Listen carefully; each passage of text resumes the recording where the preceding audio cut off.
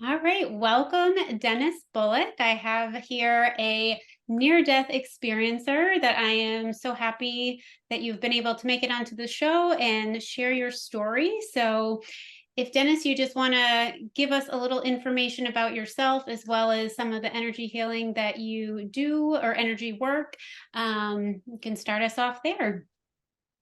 Well, thank you, Liz. Thank you for inviting me to your show first. I'm really happy to be here.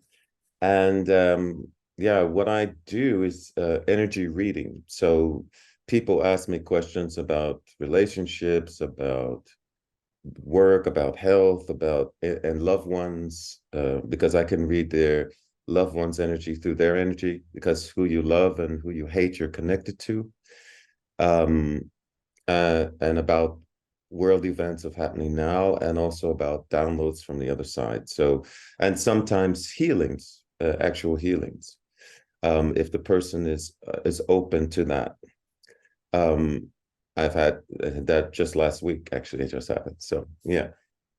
Perfect. Well, thank you. All right, Dennis. So take us back just maybe, I don't know, a couple months or a year before this near-death experience. Kind of who were you? What were you doing in the world? How were you spending your time? And then just, Okay.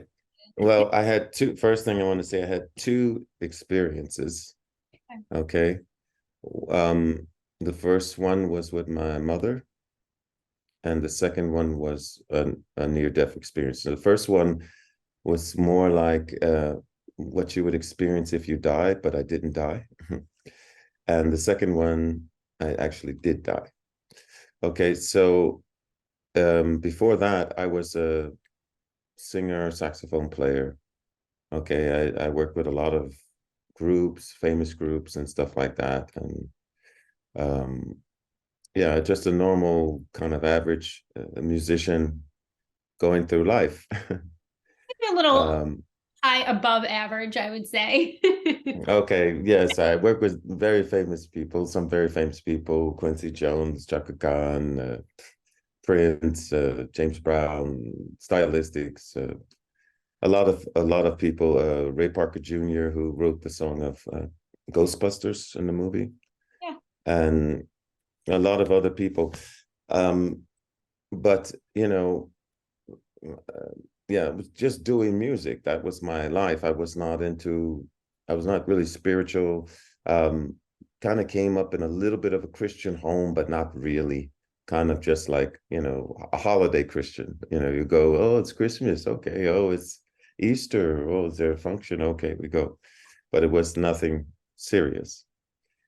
Well, the thing is, me and my mother were very, very close, very, very close. My mother was like the light of my life.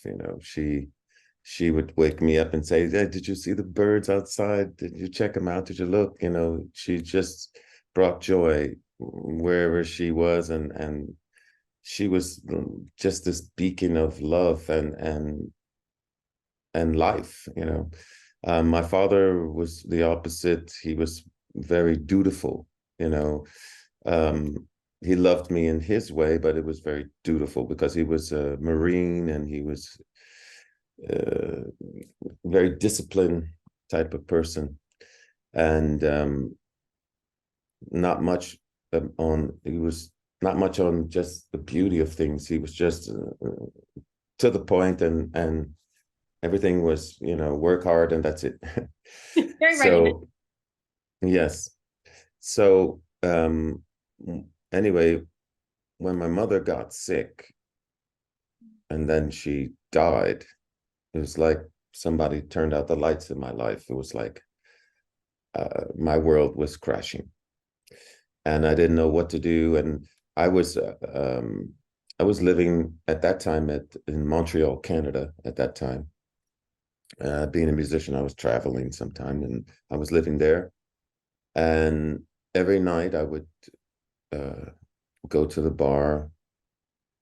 2 weeks after she died, I would go to the bar and I started to drink. And then I would come home to my apartment, sit on the side of my bed and cry myself to sleep. That was my routine for about a week and a half, something like that. Until this one night. This one night I came home. uh, coming from the bar, doing my usual routine. Um,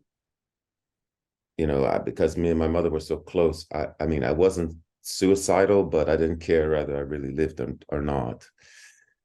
But anyway, I came in my room, sat on the side of my bed. I turned on the light in my room, sat on the side of my bed, was going to, turned off my light, sorry. I was going to untie my sneakers. And when I looked to untie my sneakers, I saw that there was light. And I said, that's impossible, because I know I turned out the light. It's impossible. Now, here's the really crazy, crazy part. When I looked up, it was like the sun you see in the sky was in my room. And I looked up, and the minute I looked up, this wave of love like covered me. Like if you're standing in the ocean and a wave is too big and it covers you, the water covers your whole body. Well, think of that as love. It was just like this wave of love that covered my whole body. And out of this sun, which I later found out to be God, came two other lights, which were kind of like stars. One was a little bit bigger and one was smaller. And as they kind of floated out to me, I recognized the smaller one was my mother. And it was the feeling coming from that light that I knew that it was her. And just like if you had three ladies standing and wearing the same clothes, and they were all had their backs to you, and you had to pick which one was your mother, you would know from the feeling. It was like that. And the first thing I said was, it's like that over there, Mom. Oh my God, it was so much love. It was like, picture like you won the lottery for $1 billion and you're in Hawaii and you're sitting and everything is perfect temperature. You're sitting on a beach. Everything is wonderful. There's nothing but love around you. You're fully Time. this feeling. You're not freaked out at this moment. No, I'm totally freaked out.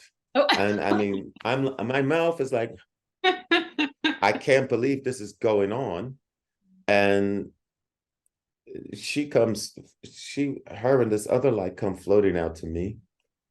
And she starts to talk to me like we're having a conversation now, except I felt like the conversation was being shooted, like shot into my head. Like, I mean, I could feel the conversation being shot into me, into my body, but I could hear her just like I hear you. And she said, I'm going to tell you a week in the future, so you know that this is not fake, or this is not some kind of weird dream or nothing like that. And she said, next week you're going to get a job. And she said, there's going to be a bouncer or a guy at this job. And she said, he's going to be a homosexual and he's going to be a psychopath. Now, she said, he's going to make a pass at you. She said, whatever you do, don't get into an argument or a fight with him. And then she said something really strange to me at that time. She said, because there's two timelines or possibilities that exist. And if you get into an argument with him, either you're going to kill him and go to jail for the rest of your life, or he's going to kill you and you're going to die. And she said, one of these timelines is going to happen if you get into an argument with him. Now, I was so happy to see my mother. You couldn't believe. I was so happy. So I just said, Mom, I'm going to do exactly what you tell me. Anything you tell me, I'm going to do. Exactly, exactly. And then she said, oh, yeah, there's one more other thing. She said, the girlfriend that you have now, she has 3 kids that you don't know about. And she said she's going to try to have a 4th one with you. She's going to try to trap you, to say she's on the pill or not, or she's going to try to trap you in some way, just that be careful. And then there was a pause. And then I said, but Mom, who's this other light? because there was another light, very tall, taller than her, that was just standing next to her, saying nothing. And once I asked her who that other light was, this other light spoke to me. And it said, I'm an escort. I escorted your mother into the earth plane. And I said, oh, an escort. So, and here's the exact words. It said, this is an interruption in your life. And I said, an interruption. I said, well, I mean, it's like Star Wars in my room. I got God in my room. I got some questions. Hold up. I got some questions. I said, first thing I said, well, who's going to be my wife? How many kids I'm going to have? Why am I here? And this, I consider it like an angel. It said, I'm going to tell you the answer to all your questions, but you won't be allowed to remember. Mm. So I was only allowed to remember what my mother said. Okay. So then my mother, after the angel spoke, then my mother said, I love you. She said, I'm going to be around you always. But she said, you won't be aware of me as much as you are now.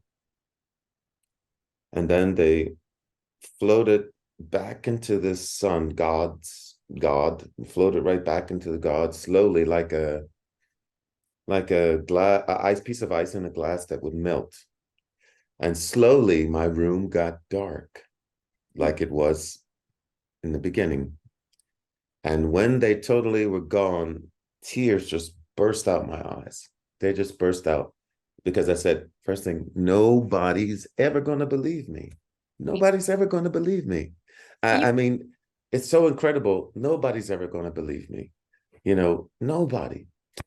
But I have the proof. Now, the next day, I got a phone call from my band. Hey, we got a job.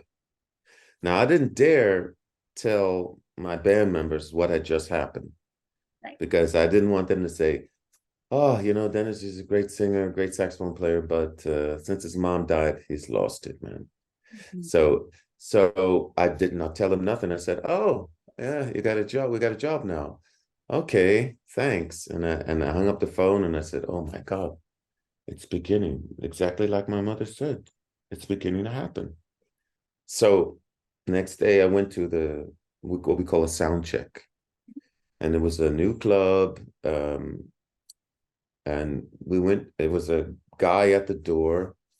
Now, for your viewers who don't know what a sound check is just the musicians testing equipment a few hours before the show actually begins to make sure everything is working properly and sounds correct.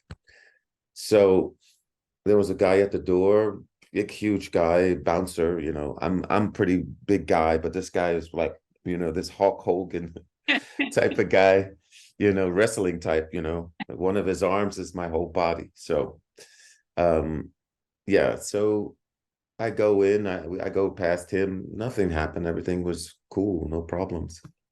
Um, we did the sound check. Everything is fine. So I leave the club and here later on in the evening, we go back to do the first set. I walk in the club, the bouncers are there, two huge guys, but they didn't say nothing to me at that time. We did the first set, great first set, and then we were talking on the break, me and the band. The band was here and I was here.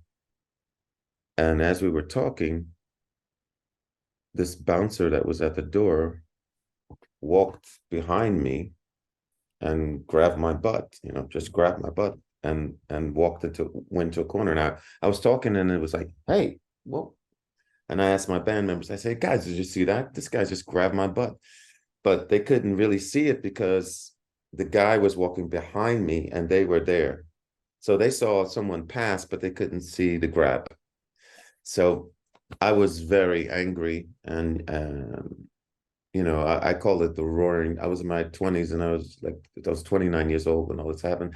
And I was like, you know, I was furious. I was going to go and really say something to this guy. But then I said, oh, yeah, remember mom. Remember what mom said. Remember what mom said. Don't lose it, man. Don't lose it. Don't lose it. So I went over there calmly and I said, hey, man, I'm not like that. Please don't touch me. And he said, "You had too much beers, man. I didn't touch you." And I said, "Yeah, you touched me, man, but please don't touch me. I'm not like that." And then he said, "Why did you tell your friends?" It was like that. And I said, "I told my friends because that's what you did. But I'm telling you, I'm not like that. And please don't touch me again. Thanks." And then I walked away because the longer I stayed, the conversation was going more and more towards what my mother was talking about. So to get into an argument with him. And so I just walked away. Now I finished the second set and we left the club. I left the club. I didn't want to hang there no more. So I left the club and nothing happened as far as I know. But the next day, my band member called me and said, "Did you hear what happened?" And I said, "No. I mean, I left the club. As far as I know, everything was okay." And he said, "You know that bouncer that you said grabbed you last night?" I said, "Yeah." He crushed both of the rib cages of the club owner, and the club owner died, and he went to jail for manslaughter. He's in jail now to this day as we talk. And he told my band member told me this over the phone, and I said, "Oh my God." I said, "Thanks, man," and I hung up the phone, and I said, "Oh my God, everything my mother said is come true. Everything." And I said, "If what she said about that was right, I better call then my my girlfriend, yeah, then my girlfriend." I said, "I know this girl for almost 2 years. It's like a year, almost a year and a half, or almost 2 years." I said, I gotta call her." I said, "Because what she says is true about her then." So I pick up the phone, I call her, and she said, "Hello, hello." And I said, "Tell me something, and just tell me the truth. Just tell me the truth. Do you have 3 kids?" And the phone went silent. And then she said, "Who told you?" And I said, "Wait a minute. No, no, no, no, no. Wait a minute. It can't be. It can't be. I know this girl. It can't be." I said, "Do you have 3 kids?" And she said, "Yes, I have 3 kids. But who told you?" So she managed to keep 3 kids from you for 2 years. Yep. Wow. Okay. And then I said, "Well, I'm going to tell you who told me. My dead mother told me. And from now on, we're finished. Because if you're going to hide your very own kids from me, I don't know what else you could be hiding." And I said, "I would have got along with you with your kids if you had been straightforward with me, but you lied to me for like 2 years. So we're finished." So I hung up the phone and that was it. Now that was my first experience. Mm-hmm. Now I wanted to say it was so incredible what had happened in my room and all the things in the future that my mother told me. I wanted to go back to normal life. Okay, because I said, first thing, if I tell somebody, they're gonna think I'm cuckoo or he's lost it. So I said, I'm not gonna tell anybody. I said, I'm gonna go back to normal life. We're gonna try this again and just go back to normal life. Okay, we try again. So I tried to go back to normal life, and I was following this other singer who was like this lead singer for this group called the Platters, but a renewed Platters because it wasn't the original Platters because I'm too young for that. But it's like this renewed group called the Platters, and this lead singer was great, a great singer. He had contracts here in Germany, everywhere, and he was really doing well. And he was like a mentor to me until one night he offered me drugs, and then I took the drug. I started doing drugs with him, which is something I'm not so proud of. We all have Um, so proud moments. No but judgment. I started to do drugs with him, and because I thought that's the way. He's successful. He's got money. He's doing all kinds of great things, records, everything. So I started to follow him until about 2 years after, he just died. Mm. I did his last concert of his life with him, and he died. And for me, that was like a wake-up call. I said to myself, I said, if you continue to follow what this guy's doing, you're going to drop dead. You're going to be dead just like him. So I stopped cold turkey, but I replaced it with marijuana. So I said, I smoke a joint once a month every now and then. That'll be okay. It's better than any kind of hard drugs. So that's what I did. And so one night me and my new girlfriend, we ran out of marijuana. And sad, funny to say, but most musicians know where to get marijuana, no matter what city they're in or country. Okay, this is a fact. Even if they don't want to admit it, it's a fact. So this particular night in Montreal, Canada, me and my girlfriend, we ran out of marijuana. So I said, well, I'm going to call one of my friends and see if they have some. Mm-hmm. So I called the friend and he said, sure, I got some. I'll bake it in a cake and bring it over. I said, oh, cool, because I never had it in a cake before. I said, cool. So he brought it. He brought the cake over. It was a chocolate cake. And at that time, I didn't know how much marijuana he put in it. But later on, I can imagine that he put the whole kitchen sink in that thing.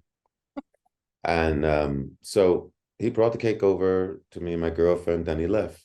So it was just me and my girlfriend. I cut her a piece and I cut me a piece and we ate the cake and we waited 20 minutes. Nothing happened. And I said, you feel anything? She said, no. I said, I don't feel anything either. I said, maybe we have to eat more cake.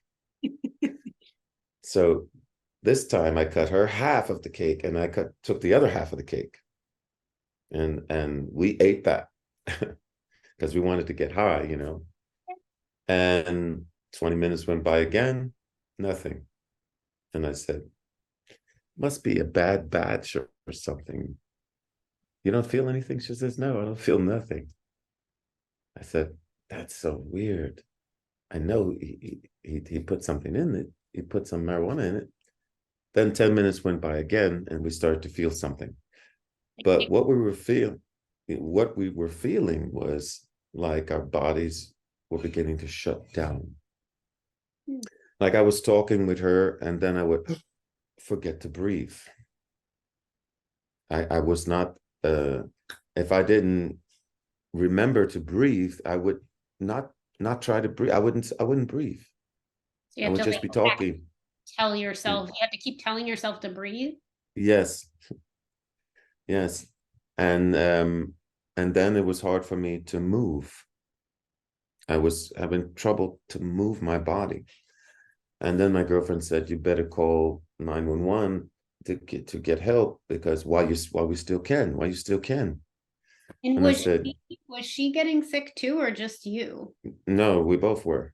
It Okay. was the same. She couldn't move either. And that's why she told me, you better call 911 now while we still can. So I forced myself towards the phone and I dialed 911 and they said, how can we help you?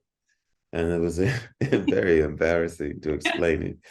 As I said, well, we think we had too much marijuana in a cake and we feel like we're dying. Could you please help us? Please save us. And they said, okay, we'll be right over. And I hung up the phone. But what I found out was that when you call 911, if it's about any kind of narcotic, they also call the police. Yeah. So this was like at 4:30, 4 o'clock, 3:30 in the morning, something like that. So the ambulance came and the police came, but when the police arrived, there was no evidence. There was no cake because we had ate it all. So the cops left. Now the ambulance took us down in separate stretchers. We were on the third floor, and the neighbors' windows were right by the staircase, which was swirling staircase. So they were wheeling us down, and the neighbors were looking out. What happened to them? Oh my God, And it looked like a scene out of David Bowie and Mick Jagger overdosing. It just looked wild and crazy, lights flashing. Oh, is there a fire? It was just crazy. But when they arrived to the apartment, my apartment, I was very happy because I was almost frozen, and my heart was just beating, and I said, "Oh, thank God they're here," because I knew I didn't have much time. I Wow. didn't have much time to live. So they took us in the ambulance, and we're going to the ambulance. I mean, going to the hospital. And as I arrive in the stretcher in the hospital, another strange thing happened. I see my dead mother again. And this time she's at the reception, and she's looking through papers, kind of looking for me. And she has this outfit on that she had when she was in this club, this women's club. They used to play bingo with like 10 women, and they used to go on these trips together, the type of club. And so, yeah, and she had that on. And as they were rolling me by the reception, I said, "That's weird. There's mom." you know, and I didn't put it together till much later that I was so close to death. That's why I could see her as much as I could see you right now. That's because I was very close to death at that time. So they rolled me into one room, and they rolled my girlfriend into another room. And they gave me this black drink to drink. I thought it was tar, but later I found out it was charcoal. Yeah. And it tastes horrible. And I was on my bed. I was in the room by myself, and I said, "Thank you." They gave me the drink, and they left the room, and I drank it down very fast. And after I drank it down, I sat back on my bed, and I said, "I think I'm going to be all right. I'm going to be all right. I'm going to live. I'm going to live," because I thought I was a goner for sure. And as I laid back on the bed, all of a sudden, I started to hear my heart in my ear.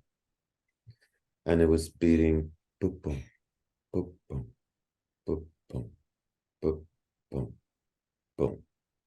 And when it did that, I just jumped out of my body like I would jump off the couch here, just jump up. It just jumped out of my body. And I said, at this time, I said, "I'm out." And I looked at my hand. I could see my body in the hospital bed.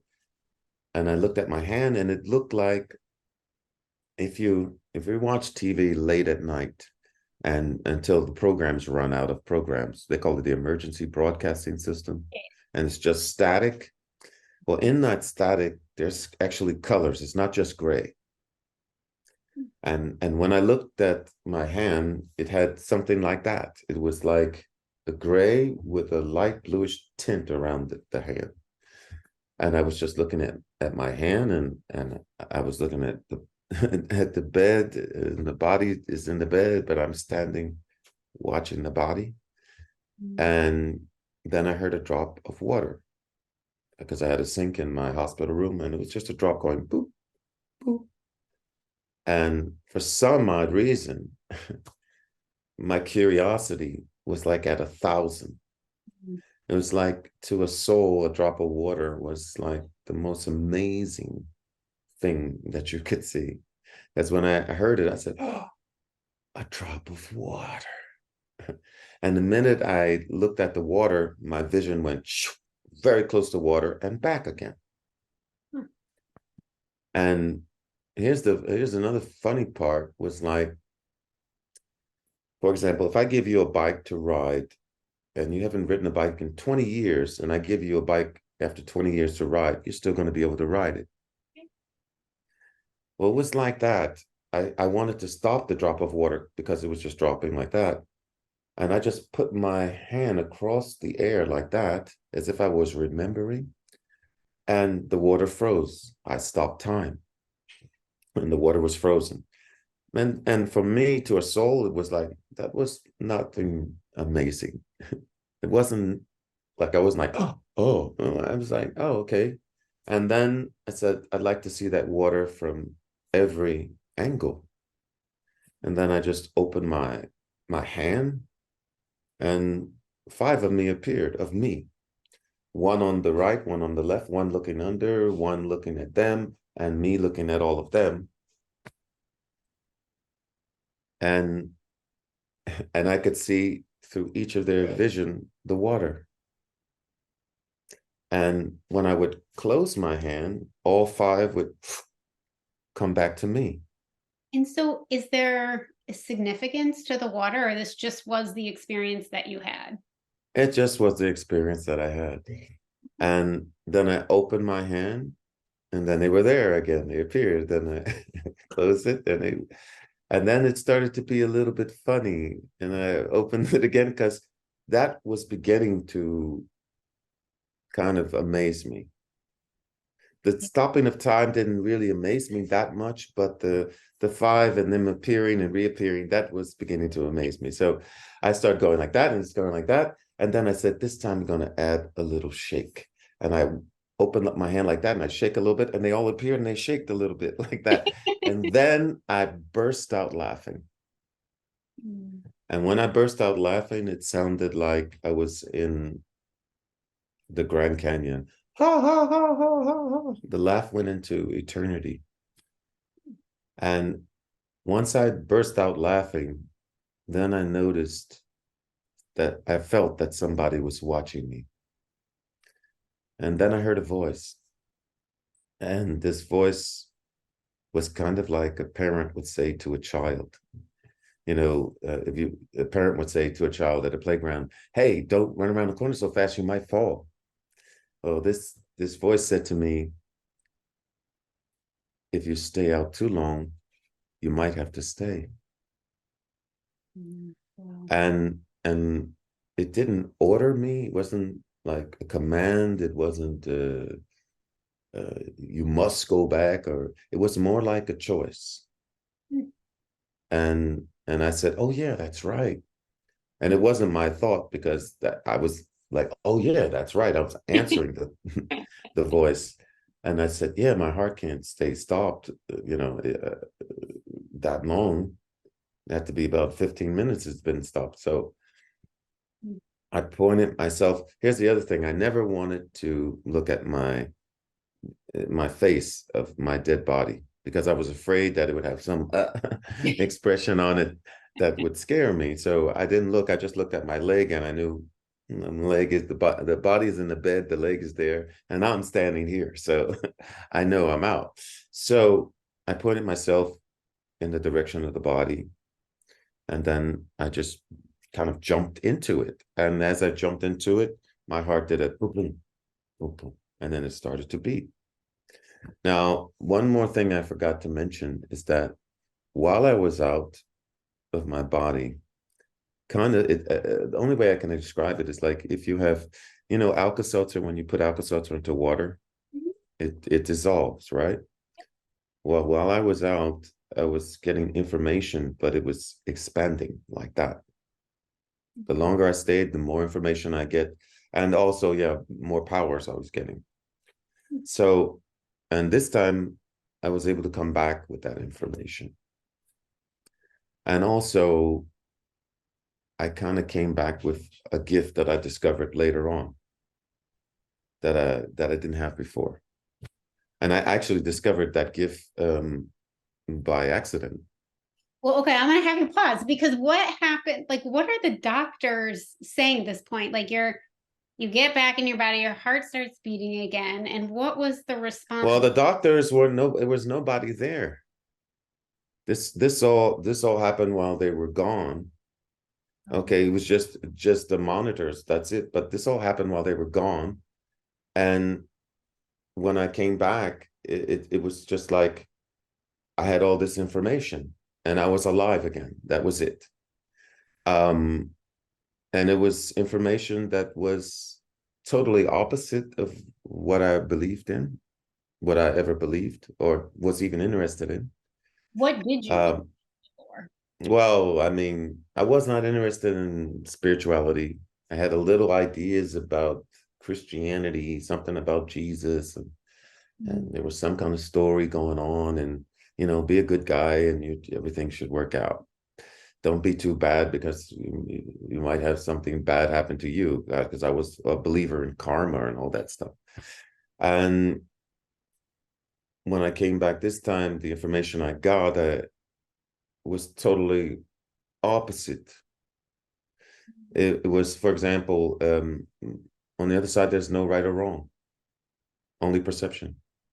Um, the Bible, a lot of it is not correct because it was manipulated by government and priests or religious groups at the time. Christ was misunderstood, and another thing, yeah, there were many Christs. That's another thing that I got that came with that energy. Um, Also, hell. Oh yeah, I got things about hell, about people that go to hell. It's because they created it here. They created it in their mind here from fear. And in the Christian religion, anyway, if you go to hell, you're not supposed to get out.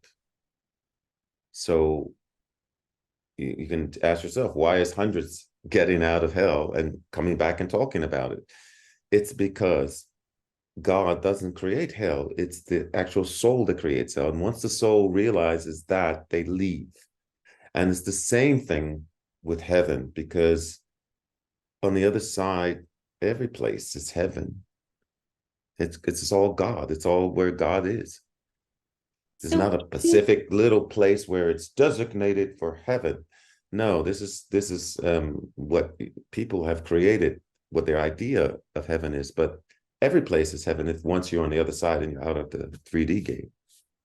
can you speak a little more to like maybe information you got about hell? Because I feel like a lot of people have that question, are wanting to understand it more. They've been told one thing from this Bible or that Bible, and then we have all these NDE experiences that, have different versions, and but the same as to, the things that you're saying a sense of fear. I've heard other people say, it's all the horrible things that you've done to other people or ways that you've hurt people you didn't. Well, what I got is, I mean, for example, I mean, I died high. Okay. So in Christian religion, I was supposed to go to hell. There was no hell for me. It was beautiful and wonderful, and felt love and everything else. So there was no hell. But I got information about it. And the Okay. information that I got was, first thing, is another thing that people don't really want to grasp, or they have a faded idea about, is that we are gods. We are part of God, but we also are gods. That's why when you're in this life, if you fear something too much, you'll create it on the other side. And when you go on the other side, you'll experience it for a short moment because you created it already. And you won't stay there, because you realize it's not God that created it, it's you. And that's why you're able to leave. Okay. If it was God, God is super all powerful, you would never leave if that was God. But it's not God, because God is only love, and God is everything. God is the good guy, God is the bad guy. God, here's another thing. Okay. Yeah, no, there was no karma. That's another thing. Everything is actually frequency and vibration. And it's not because you killed somebody, now you're going to be killed. No, it's because when you get on that vibration of killing someone, you're on the killing vibration, which means you might kill someone, but you also can be killed because you are on that vibration. It's like if you're on the rock station, you can't get classical. If you're on the classical station, you can't get rock. Interesting. Okay. That's the information I got. And also, oh, it was so much. I mean, the earth is a soul. That's another thing. The earth is alive. It's not just a rock, it's a soul. The other thing is, this life is a game. It's designed for souls to come to experience. It is not a school. It is not something that you have to do to better your soul, because your soul is perfect on the other side. I mean, absolutely perfect. It comes here to experience. It's like if you read a book about how to drive a car, but you've never driven a car, you come to the earth to drive the car. Okay.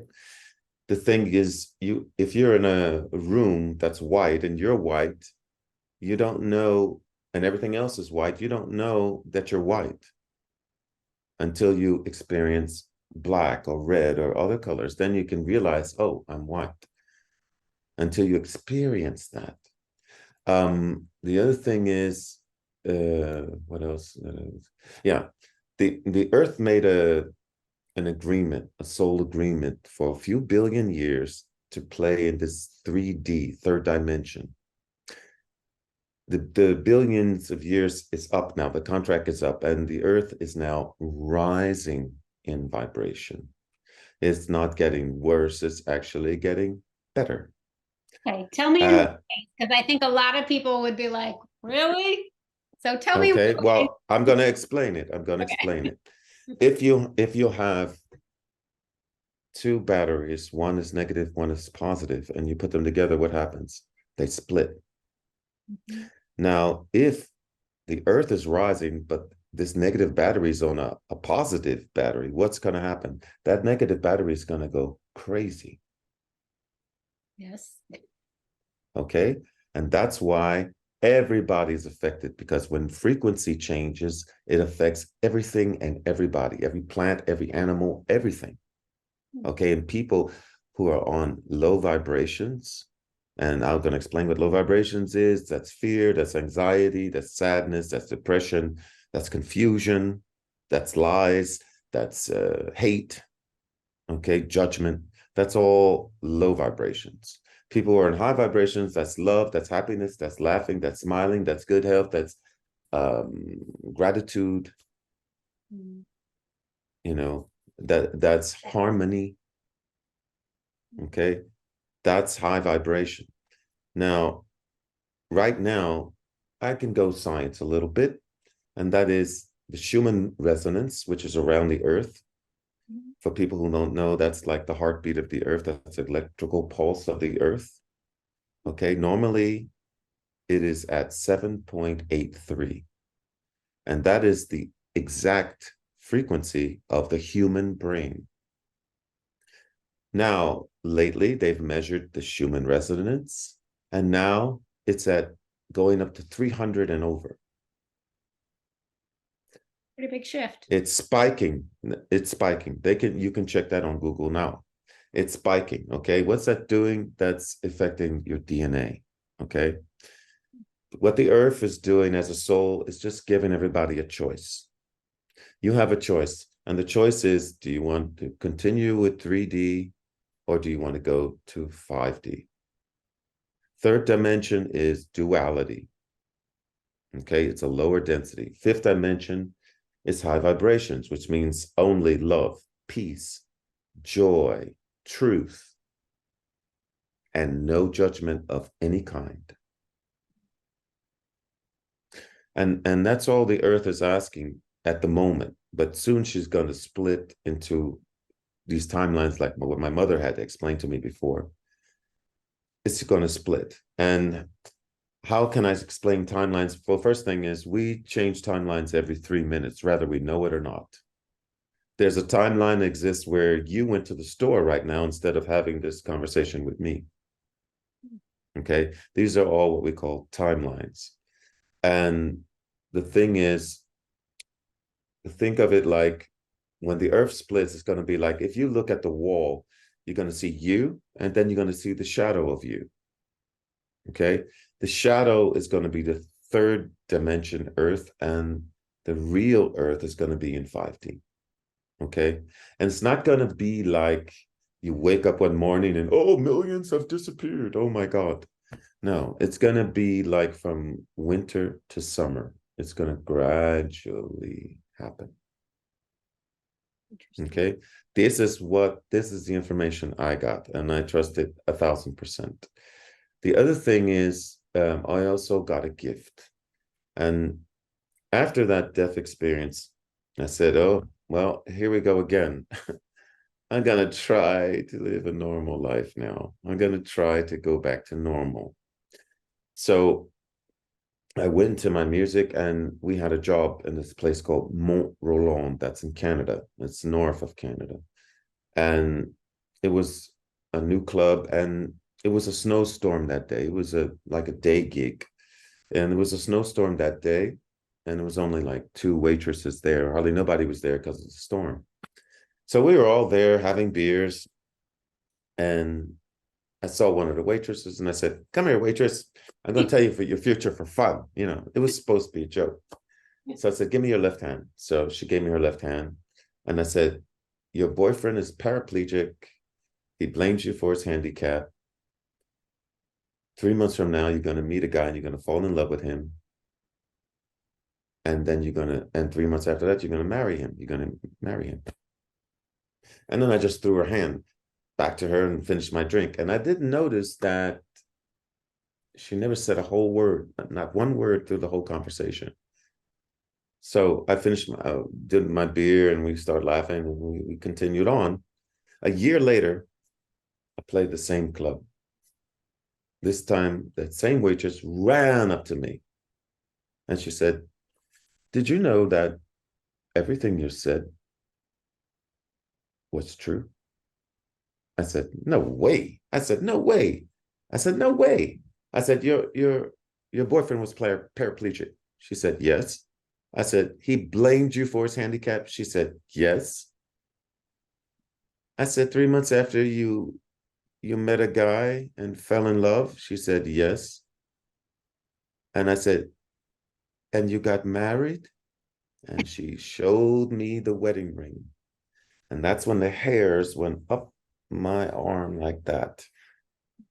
And I said, "Oh my God. What am I, an alien now? What happened? What happened? Am I an alien? What's going on?" And my band said, "Hey, man, what's wrong with you? You're turning into Nostradamus." and, and I said, "I don't know, man. I don't know." That was the first experience that was beginning to show me that I had some kind of gift. And the second one was kind of on the edge. The second one was about another friend, a friend of the band and of mine too. He was a doorman too. And I had a premonition that this particular weekend he shouldn't go out, that he should stay home, stay in his apartment, don't go out. I had this premonition on Thursday, and he worked in this place called the After Hours. Now, after hours are clubs that stay open after the clubs close. They're like from like 3 to 8 in the morning or something like that, or 2 to 8 in the morning. And after I do my show, I would go to the after hours to wind down because I have so much energy. I can't just go back to my apartment and fall asleep. I just had too much energy. So I would go to the after hours, and that's where I knew this bouncer and all this other stuff, and they knew the band and everything. So that happened on this Thursday. It was like a cloud was walking around with me for this guy. "Don't go out, man. Don't go out. Don't go out. Just stay home." And I said, "This is crazy. Why am I having this feeling? Why?" So on the Friday, I did a gig, and I went to the after hours like normal, like I always did. And I saw the guy, but I didn't say anything because I said, "Man, if I tell this guy's huge." I said, "Whoever's going to try to mess with him, they're crazy. This guy is huge. I mean, it's like messing with the Hulk, that green guy." Yeah. Yeah, well, it's like, "Oh, I'm going to pick a fight with that guy." I don't think so. So I'm like, he's going to think I'm nuts. I said, I can't tell him. Maybe it's just me. Maybe I just have, funny feelings, or I'm just sensitive all of a sudden. I don't know, but I'm not going to tell him that because he's just not going to believe me. So I didn't tell him. And okay, Sunday came along. And after my show, I went to the same club. And this time at the door was another bouncer. It wasn't my friend. And this bouncer was at the door with tears rolling down his face. And I said, "Hey, man, what's wrong?" He said, "You didn't hear?" I said, "No, I heard about what?" He said, "The bouncer, he's dead." I said, "Dead?" I said, "No way." I said, "Dead? How?" And he said, "Well, on Saturday night, he met this girl, and after work, he took her to a hotel, and she waited till he fell asleep, and she slashed his throat with a knife. And he when he woke up to realize what was happening, he had lost too much blood, and he died. He lost consciousness. And I ended up going to his funeral, and I promised myself, I said, never again. I said, if I get a premonition or a feeling or an energy or whatever for the president of the United States, I'm going to tell them, and I don't care if they think I'm crazy. I don't care. I'm going to tell them. I'm never going to have that happen again, because I felt so guilty that I didn't tell them. But later on in my energy, I found an answer that said he wouldn't have listened anyway, and that gave me comfort that it wasn't my fault. And also, one of my downloads also was that we all have these exit points. And exit points, I'm going to explain to your audience, is points where, for example, you're on the phone and you're at a crossing. You're supposed to cross the street, but you're on the phone, so you don't cross. And a car runs the light, but it doesn't hit you because you didn't cross. That was an exit point. Or you're late to catch your plane and you miss your plane, but that plane crashed. So are we choosing those things, or is it something protecting us? Well, it's more done on a soul level if you want to leave or not. It's not so much done on a conscious level. But you do have exit points. Okay. When you can, some have 3, some have 7, some have less, some have more, but you have exit points when you can leave this life or stay. Okay. That's one of my downloads. I mean, it was just so much stuff I got. I mean, Jesus was even trying to tell people, I do these works, but greater you'll do more than me. He was trying to tell you that don't look at me so much like I'm the only son of God. You are sons of God. You're daughters of God. Oh yeah, the other thing, the downloads, there's no hierarchy in the other side. God doesn't see this one better than that one better than that one. There's none of that. God sees everybody's the same. And I had a lot of clients say, well, what about Hitler? He did so many things. How can God look at him the same way he looks at me? And I said, well, first thing, you have to understand that this is a game. And once we take off these costumes of this game, all you have is left is the soul. And what is the soul? What is it made out of? Love. And so Every soul. what's the purpose? And the thing is that you have what we call a life review. Yes. Okay. That's what Okay. That the only thing that I can say that won't be pleasant for a person like Hitler will be his life review, because in the life review, you feel everything you ever did, but you also feel the other people's feelings, whether it's good or bad. So if you had an argument with someone, you're going to feel how the other person felt while you were arguing with them. So imagine Hitler, who caused millions to be afraid, to suffer, to die. He's got to feel all of that. Millions. I mean, not just one person, millions. That's so powerful and horrible. So but it's not forever. But it's not forever. And it's not there to torture you. A life review is not there to torture you. It's just a review. how long? I know time doesn't really exist up there, but if you're speaking in like human terms on Earth, is there like what would you compare it to as in terms of like how long a life review lasts for somebody? Maybe that's done like a lot of harm. Well, I mean, first thing you have to understand that, yeah, there's no time. And second, you have to understand that everything is faster on the other side because they're moving at a higher vibration. If you compare the vibration to the other side to this time, I mean, the only thing I can tell you as an example, if you look at the propeller of a plane, it's going so fast that it even looks like it disappears. But if you put your finger in that propeller, you're going to know it's there. Okay. But the vibration of that propeller is going so fast. And that's the same on the other side. We're moving at a faster rate. So life reviews are going to be a lot faster if we compared it to Earth time. So his life review is not going to be that long, even if he has millions of people to go with, because he's moving at a higher, faster rate than we do on Earth.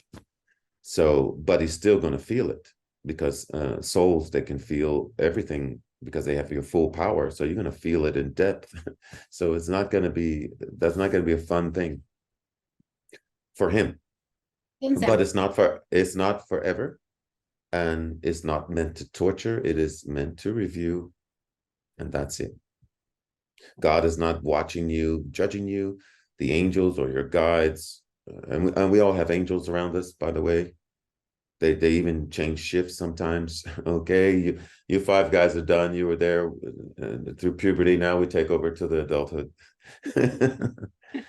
So, and they're there to help you if you ask, but you have to ask usually. The only time they intervene is usually on life and death situations. They may intervene and supernatural things start to happen, or you feel like you got pushed out of the way of something that would have killed you. So stuff like that. But yeah, so they're around. What else?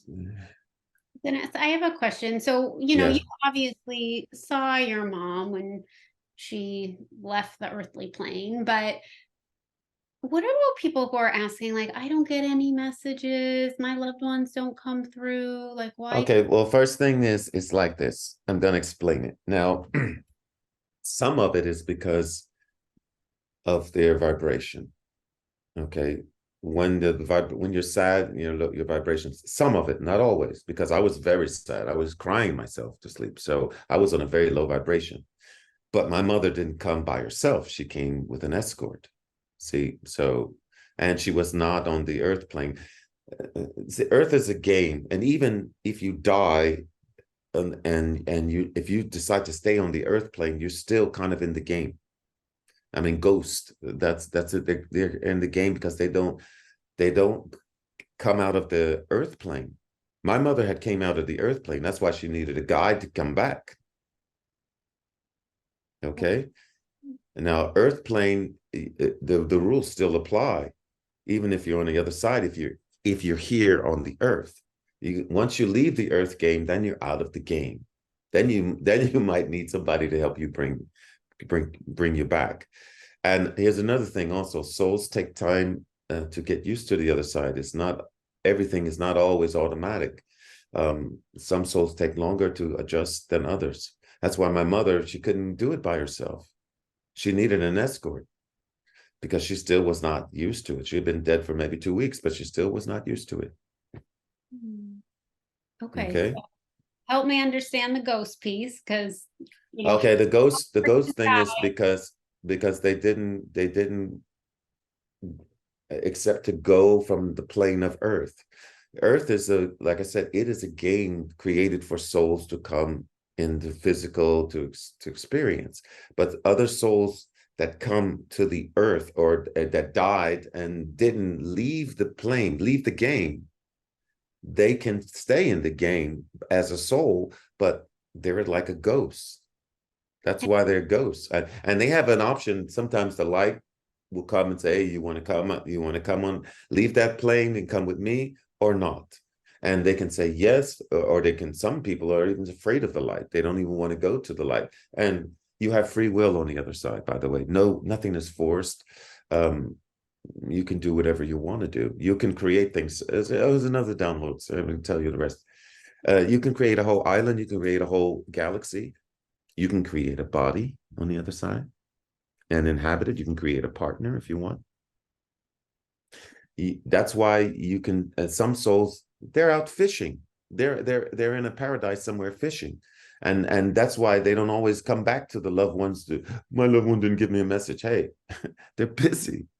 The earth is like a small room compared to the other side. The other side is like, it's like billions, galaxies, planets, aliens, by the way. That's all real. It's just so much to explore. And also, you got your master's degree in creating whatever you think you can create. You can create a whole galaxy if you want to. You can create a perfect partner, whatever that is, for you. You can do it. But the only thing is, I will say this, is that when you're out of your body, you have the same personality. I mean, it feels very similar to when you're in your body, except you're a little bit lighter.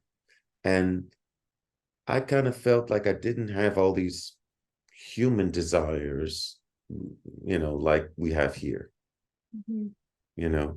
I kind of felt that was like not necessary. But I always also had the feeling on the other side that if I wanted to feel those desires, I probably would have to create a body and inhabit it. Okay. But it wouldn't be exactly the same kind of body here, because it would be like a, Wonder Man, Superman, or Wonder Woman. It would be that kind of a body, because it would be more perfect. Because here we come to experience the imperfect. All right, so I'm still on the ghost a little bit. Okay, let's hip to the ghosts. All right. So, okay, two questions. So, got it. You say ghost. Are you talking about a ghost that is like in a human body form, or like the translucent? And also, if you choose to be a ghost or to not leave, is that because you're afraid of the light? And then are you here forever as a ghost? First thing, okay, let's talk about the body. The body, you can choose to be in a body, or you can choose to be a light of energy, a ball of energy. It's your choice. Whatever feels comfortable for you. Okay. You have free will, whatever you feel like showing yourself as. If you want to show yourself as a body, it's going to be wonderful. If you want to show yourself as just a light, because I don't feel like being bothered with being like I have a body, you can do it. Okay, that's the first thing. Second thing is because I think you asked me a few questions at once. I did. People who are like ghosts are here not only because I just gave one reason why they might not go to the other side when they see the light. They might not go because some are afraid, or some don't want to go. Some actually feel like because you feel this almost the same as you do here, that they're still alive, because they don't even realize that they have died. Me, I had to even like check, am I dead? I'm out? Because I felt the same. But my eyes were showing me, yeah, you're out. There's your body right there. I'm looking at it.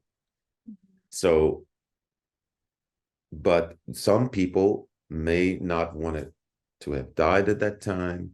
They don't want to leave their house because they feel like that's home for me. I don't know any other home because of many things. Because when you die, whatever your thoughts and your heart is at, that's where you go into the other life at that level.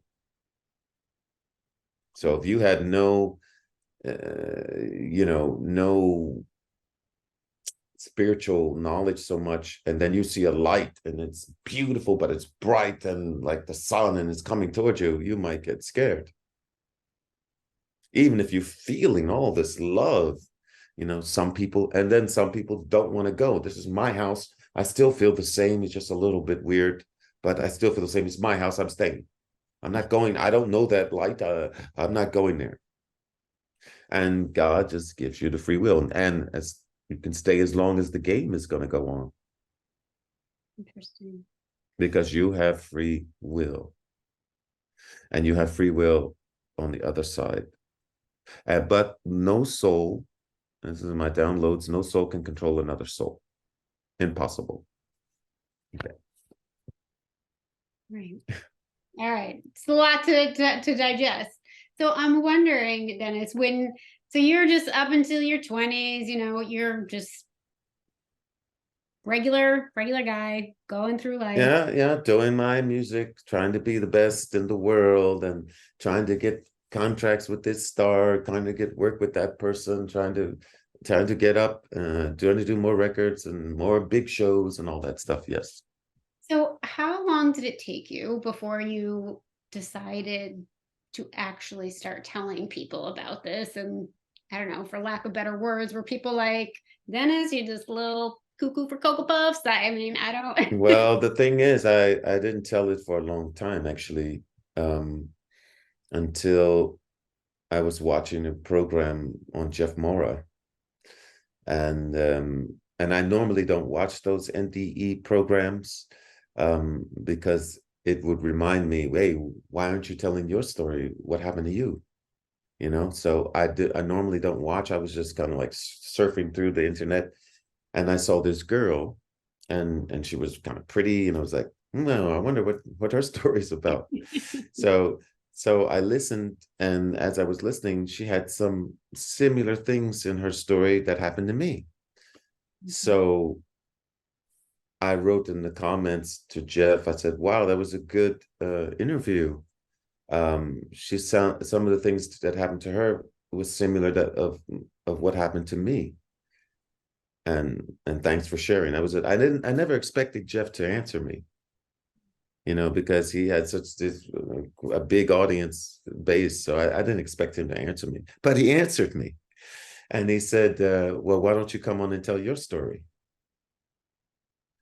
And when he did that, that's when I started to tell my story. And also at that point, I decided that I don't care if people believe me. I don't care what they think of me. I'm a nice guy. And if they don't think I'm a nice guy, that's on them. If they think I'm crazy, that's on them. It's okay. But I'm going to tell what happened to me. And that's all. And I tell it with no judgment. I don't tell you, you have to believe me or you have to do this my way. I just tell you this information I did not have before. I was not interested to do any kind of energy work or healing or premonitions. I was not into that bag of tricks. I was into music. I was, dealing with very, very successful artists and producers. I was not into the spiritual side until this event. Well, from my mother till I died, then my life changed. And now I'm happy to be able to tell people because I think the information that I have can help a lot of people, that they don't have to be afraid of death. Death is like you drink a glass of water. That's how death is. I thought it was going to be much more. I was so shocked that I was dead and I was out. I had to ask, I'm out? Am I really dead? That's what I was asking myself. I'm out? Really? It was that simple? It was like drinking a glass of water. So, so I'm here to help humanity and for people who want to go to this fifth dimension. I'm here to help. I got the information about that. And the information is really simple. You want to be more happier on a higher vibration more often, and you'll get there. And that's it. And the reason why everything is affected is because the earth has changed the vibration. It is rising and it's changing every 2 or 3 days, every week. That's why sometimes you may have one day you have a lot of energy and the next day, no energy, and you didn't do nothing. You don't know why. And that's because your body is trying to catch up to the vibration of the earth because it has changed again. And a lot of these concepts may be past what people normally believe or whatever, but I'm telling you to look in your heart and look in your soul. And if it resonates what I'm saying to you, then do it. It's okay. And here's another, and this is going to be really another download. You can't get this life wrong. You can't get it wrong. The fact that you're born, you've already got it right. Because you left a secure, loving, powerful position to come here. You can't get it wrong. Okay. And what God thinks about, it was one of my downloads, what God thinks about bad people and good people. The bad people are taking the long road to the mountain, and the good people are taking the short road to the mountain. That is all. All right, Dennis. So for the people that are saying, oh, there's, I can't figure out my life and I lost my job and I broke up with my partner and and everything's going bad. And you're saying, oh, you can't do this life wrong. But they're like, but everything feels wrong. What do you? Okay. Well, what I say is that if you want to be more in control of the game, then you have to realize is that everything is run on vibrations, and the law of attraction or assumption, however you want to call it, that is real. There is no karma. It's that's what's happening on the other side, but even faster on the other side. So if you have all those things like you just said, I got divorced, everything is in the house burnt down, whatever happened, you have to understand that we control, here's another download, we control our whole day, our whole life from vibration, from what we think and what we say. Think of it like whatever I'm thinking and whatever I'm saying is like a 24-hour prayer to the universe. And the universe is like a giant mirror. It's just going to give you back exactly or more of what you are presenting it as far as vibration. If you want to change those things and you want things to run smoother, you want to be on a higher vibration. And it's very, very simple. I know it sounds funny. I'll just be more happy, but actually that is true. And the other thing is that I'm not telling, when I have my reading sessions, my energy sessions, I tell clients this. I said, yes, I'm telling you to be more happy, but I'm also telling you not to ignore your negative, low vibration emotions. But I am telling you to be like a 3-year-old child. When a 3-year-old child runs and falls on the ground, he or she screams with pain or anger, feels that low emotion vibration. But a minute later, that same child is laughing because that child has felt that low vibration and let it go, where adults hold on to it for days, weeks, even years. Mm-hmm. Okay. So yes, I'm telling you to be happy, but I'm saying if you need to feel that negative emotion, feel it, but then let it go. And the other thing I would say is that you want to have a list of 10 things that make you automatically happy. Now, I'm giving you my downloads now. The first thing will be nature. If you sit under a tree for 1 hour, it raises your vibration automatically. You don't have to do nothing. And if you sit there with no shoes or socks on, it's even better connection. But even if you do have your shoes and your socks on, if you sit under a tree, your vibration rises automatically. Now, the 9 other things would be personal to you.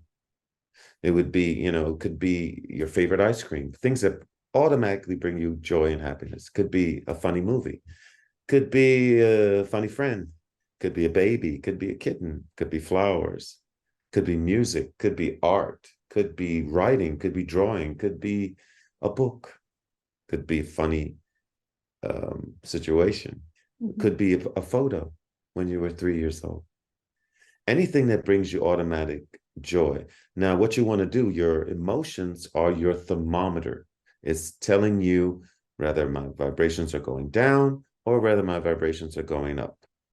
If you feel your vibrations are going down, then you want to do something about it. And what you do is you look on your list and you do 1 of the 10 things. Mm. And if you don't feel like thinking, you just go into nature and sit 1 hour. Vibrations are rising. When you work on high vibrations, things work easier. Your dreams come much sooner, much easier, much faster. You have better health. You feel better. If you're working on low vibrations, things block more. Things don't happen the way you'd like them to happen. And you just get more of that. So that it's the choice of everybody. That's what I got in my downloads. We create our whole day. Nobody else is being in control, creating your day. You may react to someone in a low vibration, and if you do, then you're letting that person bring your vibration down. But it's still you. It's still what you do. If you want to change a situation, it's not so much that you physically got to do it. It's more, I'll change me, my reaction or my thoughts about it or my words about it, and then I change inside of me, and then the other situation will begin to change. So Okay. just little pieces, doing more of what you love every day, whatever brings you more Yes, joy. because your emotions are your thermometer to tell you I'm going on low vibrations. I don't feel good. I feel sad, or I feel depressed, or I feel confused. That's low vibration. Mm. High vibration is clarity, love, joy, happiness, gratitude. Okay. I like it. It's doable, right? It's doable for people. Yeah. And so yeah, and if they, like I said, if they're confused and stuff, you can always ask the universe. This is very true. What I got in my downloads, this part, one of the parts in the Bible that is true. Ask and it shall be given. Yes, that's true. But when you ask, you have to not talk about it, downplay it, or why isn't it happening now? I ask, because that is a low vibration and that's doubt, and that's going to block the very thing that you asked. Mm. So just a little bit of gratitude for every day, little pieces, and just waiting for it to arrive. No, more about not even waiting, just forgetting about it. You ask, think of it like an Amazon order you ordered and you forgot you ordered. I don't ever forget my Amazon. Well, some people do. So some Not people do. everywhere. Yeah. But that's just one of those examples. All right. So what is I'll give you the last question here, Dennis, but what do you think, since you've had that experience and these shifts in your life, what is one of the most important things that you know now for yourself or think is important for other people to know? Well, first thing is there's 2 things. What's happening in the world now? Mhm. And that's why so many people all of a sudden are confused. They don't know where to go. They don't know what's happening with their family. They don't know what's happening with their job. They don't know what's happening with their life. It's Mhm. because we are in a vibrational change. The earth is rising. That's it. Don't watch the news because it's low vibrations. Don't be listening to gossip. That's a negative vibration. The other thing is that's what's happening today. And the other thing is the key to this game is love and vibrations. That's the key. If you get on high vibrations, and high vibrations also is no judgment of other persons, uh, you're going to have the keys to the game. You're going to get most of the time what you want. All right. Okay. It's about love. That's it. Now, I help people with suicides. I help people with health. I do energy readings. And what I'm doing is just going into their energy, not me, not my knowledge, going into their energy, taking the knowledge from their soul, bringing it out and telling them what their soul is telling them but they can't hear it or they're not listening. Yeah. Yeah. All right. Well, thank you. And I will absolutely put your link in the comments or the description below so that people can reach out to you and get one of your healings and readings. I think it's just amazing work that you're doing. So thank you so much for coming on. And Liz, hey, thank you for having me, and it was a pleasure. It was really fun to talk with you. Yes, likewise.